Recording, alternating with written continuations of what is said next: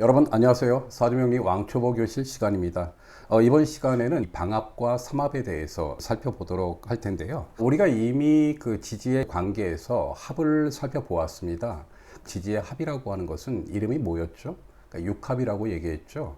서로 마주보는 지지끼리 두 개씩 짝을 이루는 모두 6개의 합, 그래서 이제 육합이라고 하는 그 합을 공부했는데, 방합과 삼합이라고 하는 것은 세 개의 어떤 지지가 서로 이렇게 모여서 합을 이루는 관계를 얘기하는 겁니다. 방합과 삼합은 사주명리 공부에서 그 굉장히 중요한 지위를 점하고 있는 이론이라고 얘기할 수 있는데요. 중급, 고급 이런 응용 이론의 단계로 가게 될 때 기초가 되는 이론이 바로 이 방합과 삼합입니다.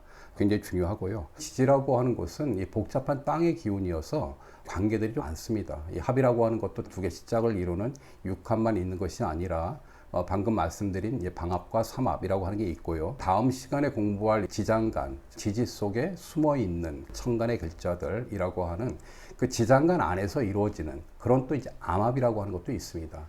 오늘은 이 방합과 삼합에 대해서 살펴보도록 하겠습니다. 먼저 이제 방합을 보면요. 이 방합, 무슨 말이냐? 이 방이라고 하는 것이 뭐냐면 이 방향을 뜻하는 방을 얘기하는 겁니다. 방합이라고 하는 것은 같은 방향에 있는 지지끼리 모이는 합을 말합니다. 같은 방향이라고 하는 게 무엇인가? 우리가 이미 이제 오행과 이 천간 지지를 통해서 기본적인 이 방향에 대해서는 공부를 많이 했죠. 동서남북이라고 하는 이 방향을 얘기할 때 보통 이제 동쪽은 목이 되는 거고요. 남쪽은 화가 되는 거고, 서쪽은 금이 되는 거고요. 북쪽은 이제 수가 됩니다. 그리고 이제 중앙이라고 하는 것은 이 토가 되는 거죠. 이렇게 나뉘게 되는 거고요. 이제 천간으로 얘기하면 목의 오행의 천간인 갑과 을은 동쪽이 되는 거고요. 화의 오행의 천간인 병과 정은 그 남쪽이 되는 거고, 금의 오행의 천간인 경과 신은 서쪽이 되는 거고, 수의 오행의 천간인 임과 개는 이 북쪽이 되는 거죠. 그런데 이게 이제 지지에서는 어떻게 되느냐? 이 지지 같은 경우는 제가 이미 말씀을 드렸지만, 우리가 이제 지지의 구성을 자축이묘 진사오미 신유술해라고 하는 상식적인 배열로 이해를 할 수 있는데, 지지의 방합이라고 하는 것은 지지를 1년이라고 하는 시간의 단위로 구성한 임묘진, 사오미, 신유술, 해자축이라고 하는 이런 지지의 배열과 연관이 있습니다. 추나추동이라고 하는 이 계절과 연관해서 임묘진이라고 하는 계절은 오행으로 이제 목이기 때문에 동쪽이 되는 거고요. 사오미라고 하는 계절은 여름이기 때문에 화의 오행의 계절이 되는 거고요. 따라서 그거는 남쪽이 되는 겁니다. 그리고 이 신유술이라고 하는 계절은 금의 오행의 계절이기 때문에 서쪽이 되는 거고요. 해자축이라고 하는 계절은 수의 오행의 계절이기 때문에 북쪽이 되는 거죠. 이렇게 이제 임묘진, 사오미, 신유술, 해자축이라고 하는 네 개의 어떤 계절, 네 개의 방향이라고 하는 것이 나오게 되는데, 이렇게 같은 방향, 같은 계절에 있는 지지들 세 개가 모여서 합을 이루는 것이 방향의 합이라고 하는 이제 방합입니다. 정리해서 말씀드리면요, 방합이라고 하는 것은 같은 계절과 방향에 속하는 세 개의 지지가 모여서 특정한 오행의 세력을 이렇게 형성하는 합이다라고 얘기할 수 있습니다. 다시 한번 이 방합에 대해서 오행과 연관해서 살펴보면요, 봄에 계속된 임묘진이라고 하는 세 개의 지지가 모이게 되면 목 오행의 그런 세력을 형성하게 되는 거고요. 여름에 배속된 사오미라고 하는 세 개의 지지가 모이게 되면 화 오행의 세력을 형성하게 되는 거죠. 가을에 배속된 신유술이라고 하는 세 개의 지지가 모이게 되면 금 오행의 세력을 형성하게 되는 거고요. 겨울에 속하는 이 해자축이라고 하는 세 개의 지지가 모이게 되면 수 오행의 세력이 이제 형성이 되는 겁니다. 재미난 거는요, 봄에 배속된 임묘진, 여름에 배속된 사오미, 가을에 배속된 신유술, 겨울에 배속된 해자축, 이렇게 이제 각 계절에 이 배속된 이 그 지지의 글자들을 보면 계절을 이제 시작하는 글자, 계절이 가장 왕성한 글자, 계절이 끝나는 글자, 이렇게 이제 세 개씩 구성이 좀 되는데요. 봄이라고 하는 계절에서는 바로 인묘진, 즉 인이 봄을 시작하는 글자가 되는 거고, 묘가 이 봄이라고 하는 계절의 가장 왕성한 시기이고요. 진이라고 하는 것이 봄의 계절을 마무리하고 다음 계절인 이 여름으로 넘어가기 위해서 준비하는 이제 글자이다라고 얘기할 수 있는 거고요. 그러니까 여름의 경우는 이제 사, 오, 미로 구성되기 때문에 바로 이 사라고 하는 글자가 계절을 시작하는 글자가 되는 거고요. 오라고 하는 것은 계절에 가장 왕성한 기운이 펼쳐지는 시기이고, 이 미라고 하는 글자가 이 여름이라고 하는 계절을 정리하고 다음 계절인 가을을 준비하는 글자이다 라고 얘기할 수 있습니다. 가을 같은 경우는 이제 신유, 술 세 개의 지지로 구성되기 때문에 신이라고 하는 글자가 계절을 시작하는 글자가 되는 거고요. 유라고 하는 글자가 가을의 절정이 되는 거고, 술이라고 하는 글자가 가을을 정리하고 다음 계절인 겨울을 준비하는 글자이다 라고 얘기할 수 있고요. 겨울을 이루고 있는 해자 축이라고 하는 것, 해라고 하는 이 글자가 겨울을 시작하는 글자가 되는 거고요. 자라고 하는 것은 겨울의 가장 왕성한 시기가 되는 거고, 축이라고 하는 것이 이 겨울을 마감하고 그리고 다시 시작되는 이 봄을 준비하는 글자다라고 얘기할 수 있습니다. 그러니까 이렇게 지지의 글자들은 계절의 기운을 시작하는 글자, 계절의 기운이 가장 왕성한 글자, 그리고 계절의 기운을 이제 마무리하는 글자로 나뉘어진다는 걸 알 수 있는데, 인신사해라고 하는 각 계절을 시작하는 글자들이 존재하게 되는 거고요. 자오묘유라고 하는 또 그 계절의 또 절정을 이루고 있는 또 글자들이 또 존재하는 거고요. 마지막으로 진술충미라고 하는 각 계절을 마무리하는 그런 글자들이 존재하게 되는 겁니다. 이거를 생지, 왕지, 묘지라고 얘기합니다.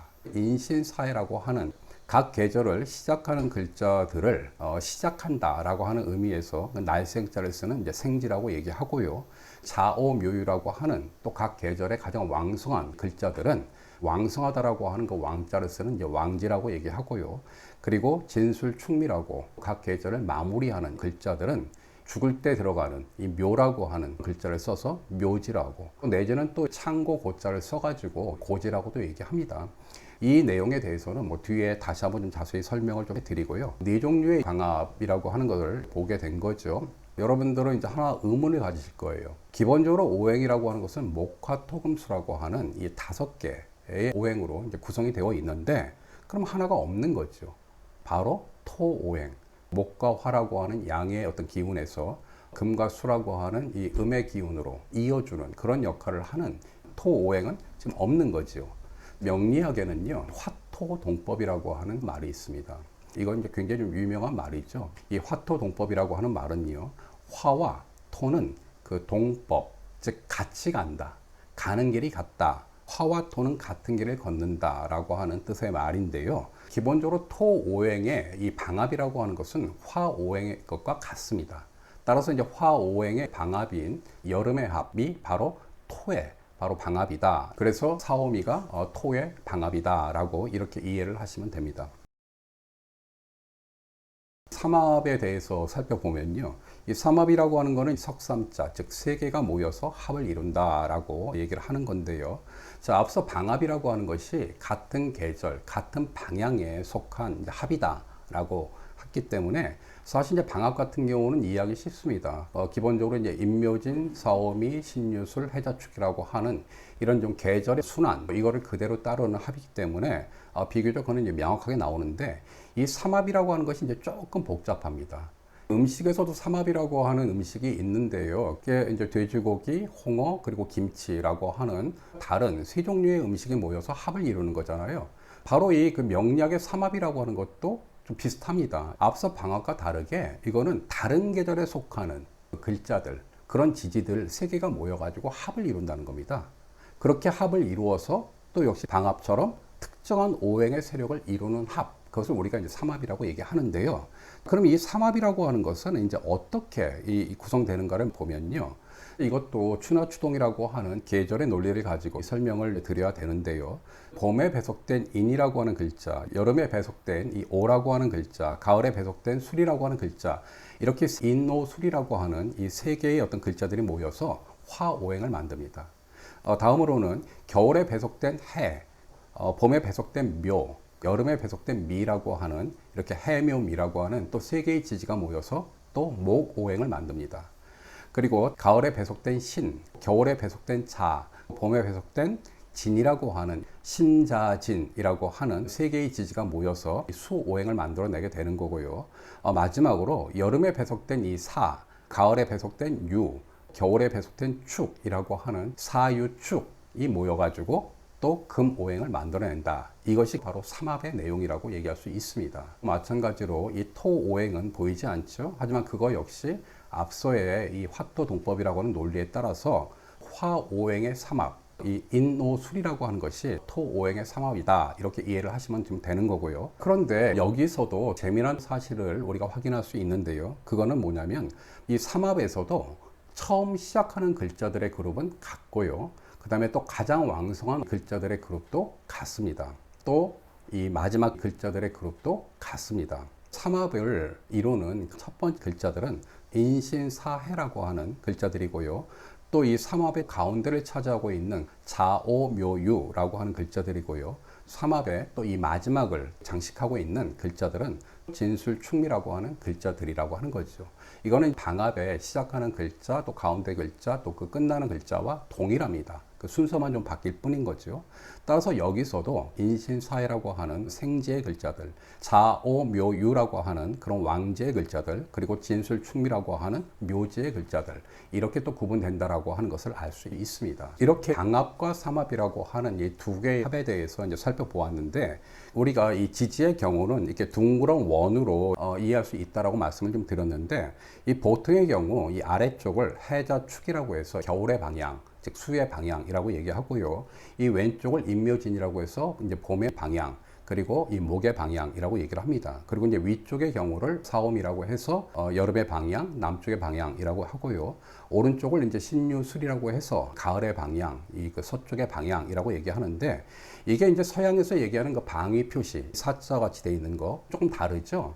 이건 왜 그러냐라고 하면, 우리 동양에서는 보통 내가 있는 자리를 이 북쪽이라고 얘기합니다. 즉 내가 있는 자리에서 이 내려다보는, 그러니까 이런 관념을 갖고 있기 때문에 이런 방위 모양이 나온다라고 하는 것도 이해해 주시기 바라고요. 이렇게 봤을 때 기본적으로 방합이라고 하는 것은 어때요? 이게 보면 같은 이 그 계절과 같은 방이 딱 이렇게 모여 있는 이런 그룹들이잖아요. 그런데 이 삼합이라고 하는 건 어때요? 각각의 계절에서 하나씩의 글자들이 이렇게 서로 삼각형을 이루고 있는 이제 그런 이 그 합의 모양을 좀 띠고 있습니다.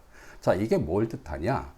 우리가 이제 보통 방합이라고 하는 것은 무조건적인 합이라고 얘기합니다. 그리고 가족의 합이라고 얘기합니다. 같은 방향, 같은 계절이라는 게 뭘 뜻하는 거예요? 가족이라고 하는 얘기죠. 같은 식구라고 하는 얘기인 거죠. 이 반면에 삼합이라고 하는 것은 다른 계절의 글자들이 서로 모이는 거예요. 다른 가족들, 다른 가족의 구성 중에서 한 명씩 나와가지고 서로 합을 이루고 있다라고 하는 거지요. 그래서 이거는 뭐냐? 이거는 조건적인 합이다.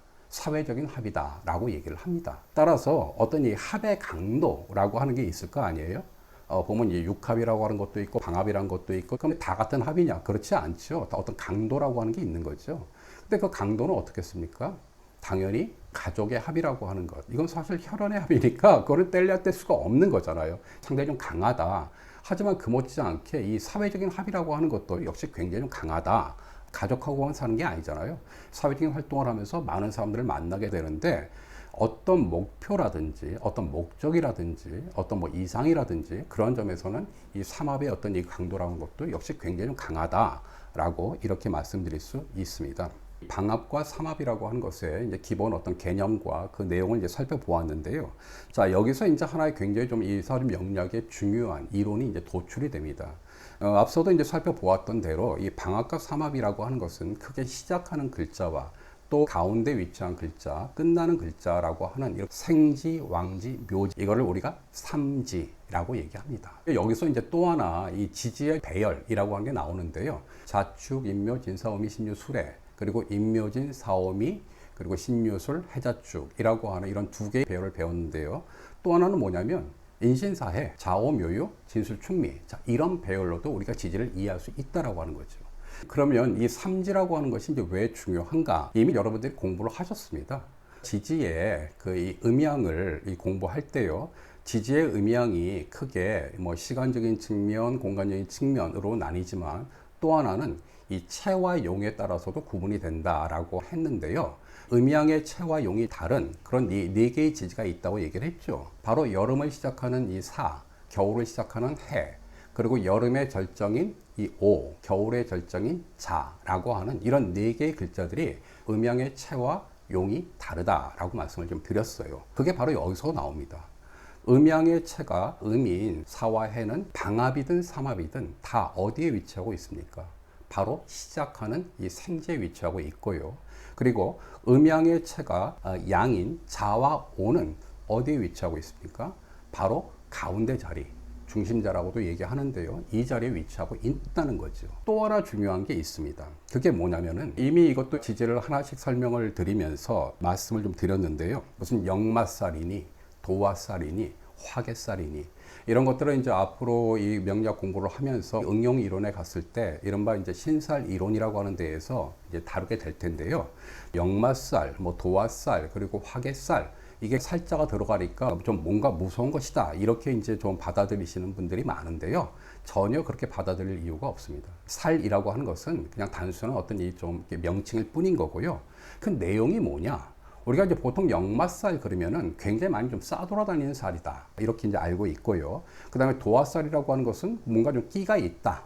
뭔가 좀 연예인 같은 어떤 이런 소질이 좀 있다는 걸로 이해하고 있고요. 화개살 같은 경우는 이제 이게 뭔가 화려함이 좀 덮어져 있다라고 해가지고 뭐 일이 좀 지지부진한 이런 이제 살로 이렇게 해석을 하는데, 자, 그게 왜 그런지가 바로 이 삼지를 이해하면 알 수 있다라고 하는 거죠. 분주하게 움직인다라고 하는 역마살은 바로 그것이 시작하는 글자들이기 때문에 그런 겁니다. 그리고 보통 우리가 이제 끼가 있다, 어떤 이렇게 뭐 무대에 좀 올라가는 것을 즐긴다라고 하는 이 도화살이라고 하는 것은 그것이 바로 이 방압과 삼합에서 중심의 자리에 위치하고 있기 때문에 항상 주목받으려고 하는 그런 기질이 강하다는 거죠.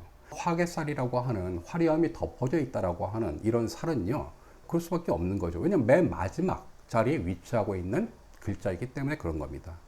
역마살, 도화살, 화개살이라고 하는 것은 바로 이런 지지의 방압과 삼합에서 어디에 위치하고 있느냐에 의해서 결정된 그런 살들이다. 어떤 살이라고 하는 것이 그냥 무턱대고 신비한 어떤 걸로 이렇게 받아들일 것이 아니라 그 이유가 무엇인지를 좀 이렇게 정확히 알고 받아들여야 된다라고 말씀드릴 수 있습니다. 네, 오늘 이렇게 이 방압과 삼합에 대해서 살펴보았는데요. 이 사주 명리학이라고 하는 것이 추나추동이라고 하는 계절의 논리라든지 조라고 하는 따뜻하고 차갑고 하는 것들과 상관이 좀 연관된 이제 그런 이론인데요. 다르게 얘기하면 어떤 계절학이다, 또 조우학이다라고 하는 이런 이제 말이 있습니다. 방압과 삼합이라고 하는 것은 그것의 토대가 되는 상당히 좀 중요한 이론이라고 하는 점 다시 한번 확인시켜 드리고요. 다음 시간에는 지지의 또 다른 굉장히 중요한 이론입니다. 지장간이라고 하는 이론에 대해서 살펴보는 것으로 하고 오늘 시간을 마무리하도록 하겠습니다. 고맙습니다.